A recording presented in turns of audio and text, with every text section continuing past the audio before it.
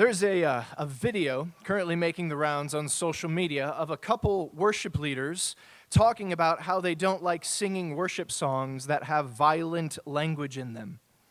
They use the example of a song they were planning to sing one Sunday that talks about God drowning his enemies. And they were distraught at the idea of singing such things in church. We're in such violent, divided times after all, so we really ought to tone down the rhetoric, right?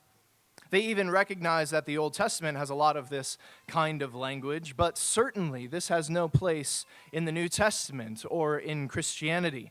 Jesus was a peacekeeper, so they say. Such is the view of a great many Christians today. Many of us here came from churches that taught similar things.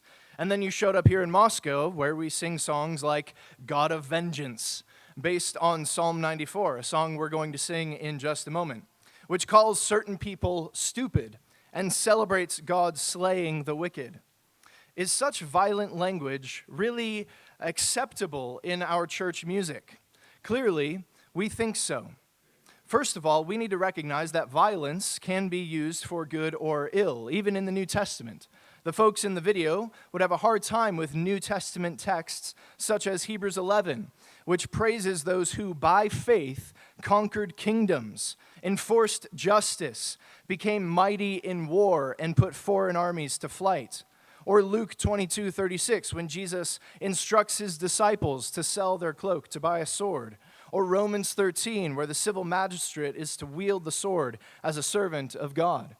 Second, the Bible is full of imprecatory psalms and prayers from God's people in which they ask him to act violently on their behalf. Scripture itself never warns against using such prayers, and in fact presents them as normative for God's people when faced with injustice or oppression.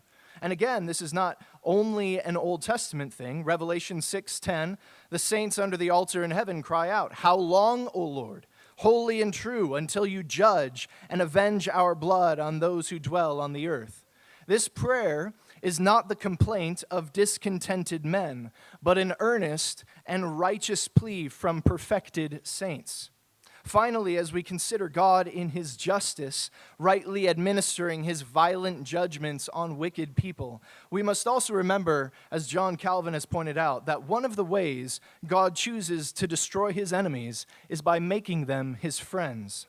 And so as we sing about such things, let us remember how he defeated us, who were once his enemies, and ask him to continue that work so that all his enemies would be brought under his feet.